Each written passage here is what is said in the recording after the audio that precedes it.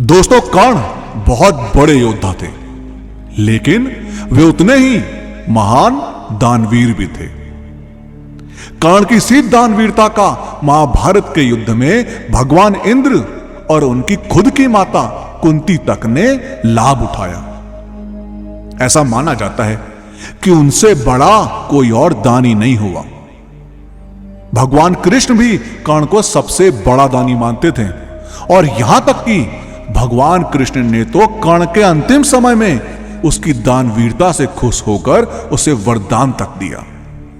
लेकिन आखिर कर्ण की पत्नी ने उसे क्या दिया, तो आइए जानते हैं।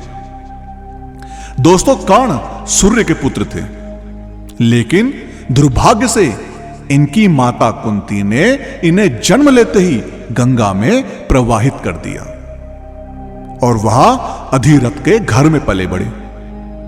इस कारण से कर्ण को जीवन में कई बार समझौता करना पड़ा और इसका असर इनके वैवाहिक जीवन पर भी पड़ा। अब महाभारत में ऐसी कथा है कि दुर्योधन ने कर्ण को अपना मित्र बनाकर अंग देश का राजा बना दिया।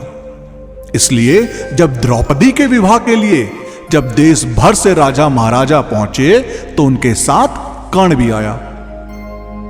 अब कर्ण भी द्रौपदी के विवाह की शर्त को पूरी करके द्रौपदी से विवाह करना चाहता था, लेकिन नियति को कुछ और मंजूर था। सूत पुत्र होने के कारण कर्ण द्रौपदी से विवाह नहीं कर सका। अब द्रौपदी से विवाह ना हो पाने का दुख उन्हें भारी पड़ने लगा।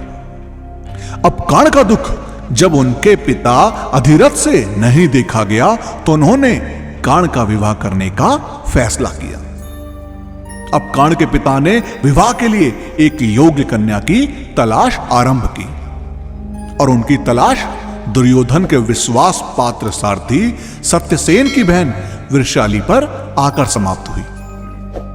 अब उन्होंने वृषाली से कर्ण का विवाह तय कर दिया। अब वृषाली भी एक सूत कन्या थी और जब कर्ण के पिता ने वृषाली से विवाह करने का प्रस्ताव रखा तो कर्ण ने तुरंत ही पिता की आज्ञा को स्वीकार कर लिया।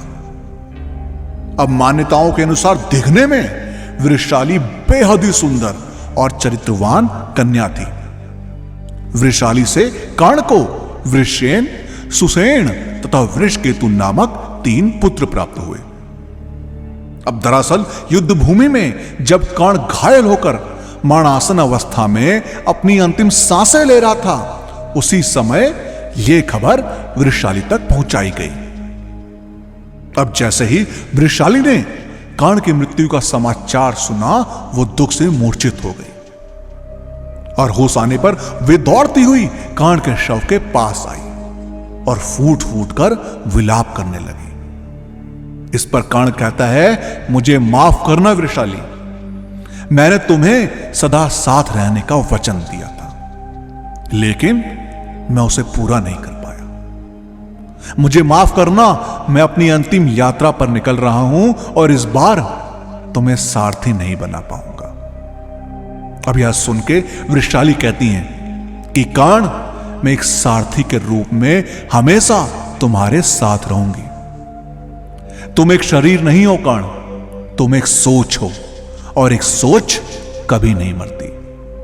कर्ण, मैं तुम्हें वचन देती हूं कि अपने अंतिम क्षण तक तुम्हारे स्वप्न को अपनी आंखों में जीवित रखूंगी। परिवर्तन जरूर आएगा कर्ण। एक दिन आएगा जब लोगों के साथ उनकी जाति के आधार पर पक्षपात नहीं होगा और तभी कर्ण भी अपने प्राण त्याग देता है। दोस्तों, आपका इस बारे में क्या कहना है, हमें कमेंट के माध्यम से जरूर बताएं और इस वीडियो का पार्ट 2 चाहिए हो तो कमेंट्स में पार्ट 2 जरूर लिखें और वीडियो पसंद आई हो तो लाइक और शेयर करना मत भूलिएगा। हम आपको मिलते हैं अगली वीडियो में।